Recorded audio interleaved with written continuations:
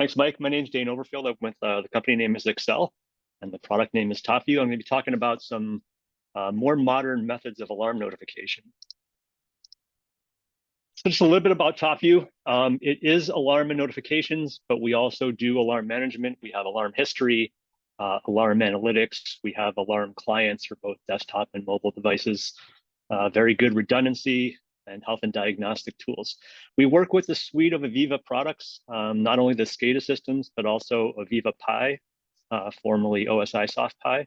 For the SCADA systems, we bring in all your existing alarms. We're not duplicating logic, brings in your priorities, your messages, and then can use those to trigger alarms in TopView and do notifications. We have thousands of customers all over the world, and from small water and wastewater to large data centers, the need to be able to detect abnormal events and send notifications to people is pretty universal.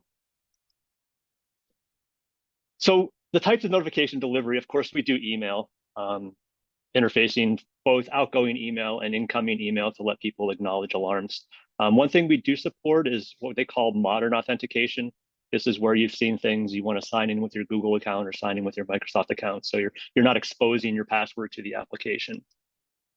Also, SMS and text messaging, typically done through a local on-prem cellular device connected to a cellular network. We also support Twilio, which is a hosted solution for doing SMS messages. And like email, you can acknowledge the alarm by replying to the SMS message. We also do voice calls. This is typically a text-to-speech conversion of the alarm message. You call someone, we do support VoIP.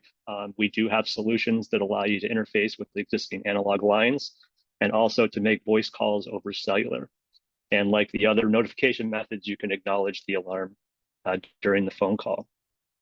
So what I'm going to talk about today is what we call messaging. So it's similar to SMS, but it requires a client application either on the mobile device or on your desktop device. The current platforms I'm going to talk about is Microsoft Teams, WhatsApp Messenger, and something called Pushover, which you may not have heard of. And like the other methods, we also support acknowledgments of the alarm through the notification that can then be synchronized with the SCADA acknowledgments. So let's start by looking at Microsoft Teams. So within Teams, you have a list of teams, and then under a team, you have what's called a channel. So the way it works is that we can send a notification to a channel, and all the members of that channel will receive the notification. So this is a picture of the desktop Teams application. I select my channel, I go into the settings, and I need to create a connector. The connector that we're using is called an incoming webhook. When you configure the webhook, you can give it a name. You can upload an image, which will show up in the notifications. And when you click on create, they give us a URL. And this is the URL that we use from the TopView side to be able to send an alarm notification to that Teams channel. So how do I configure this in TopView? So what I can do is, this is a picture of our contact database. So this is an individual contact. So I created a contact name of the Teams, and I put that URL into one of the messaging fields of that contact. I then configure an alarm to notify that contact and that field, the messaging field. And I would start the TopView engine to trigger the alarm and send a notification. So this is a picture of the Teams mobile app.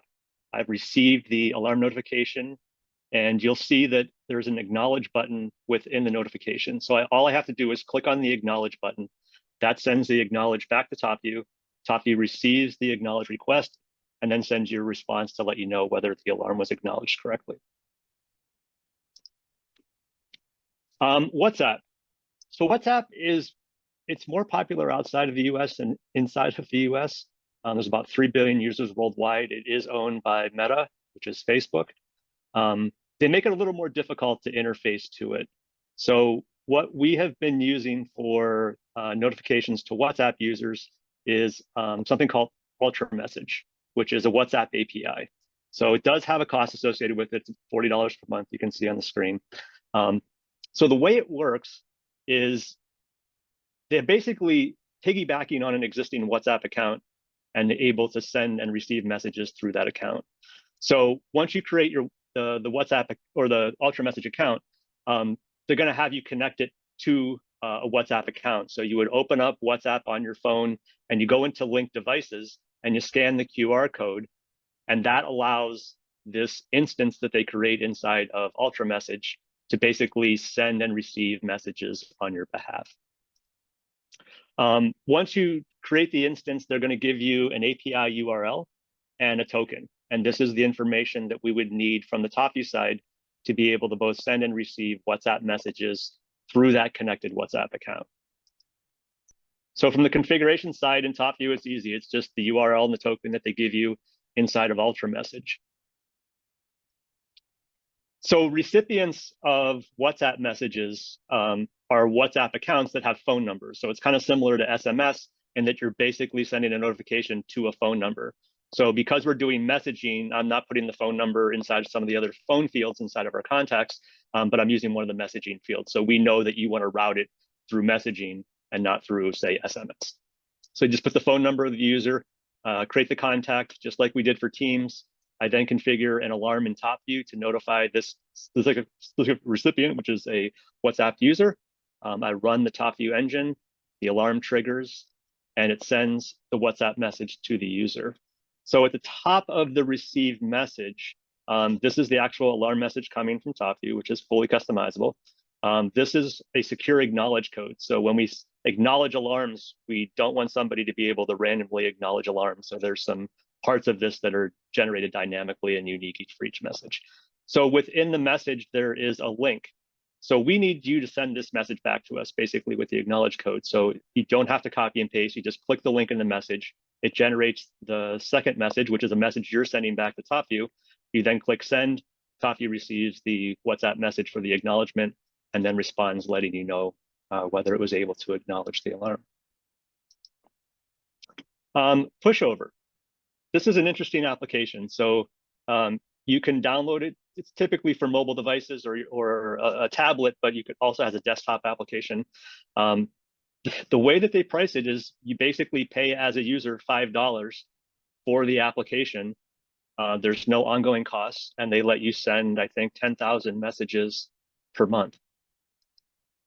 So once you create your Pushover account, you create an application, and they give you an API token for that application. And that is what we need from the TopView side to be able to send messages through this Pushover account. So then for your other Pushover users, you would create a Pushover account for each user. They can buy the app for $5. They would install it on their mobile device, and each user has a unique key that you can see in the dashboard at the Pushover website. And that is basically the recipient. So that's like a phone number for SMS that we need to be able to have in order to send a notification to a Pushover user. So from the TopView side, in order to be able to send messages through Pushover, is that we need the app token that they gave you when you created your application. And then for each recipient, again, I'm going to create a contact for each recipient. And down in the messaging field, I'm going to put the user key that you can see from the Pushover website into one of the message ID fields. And just like we did for the other messaging platforms, I would create an alarm that is set up to notify that particular user. I would start the TopView runtime called the engine, the alarm triggers, and it sends a notification to Pushover. So this is a picture of Pushover on a mobile device. And this is the alarm message received. You can see that there's an acknowledge notification button on the message, and clicking that button sends an acknowledgement back to TopView. And just like the other messaging platforms, TopView responds with a message letting you know that the action was taken on the alarm acknowledgement.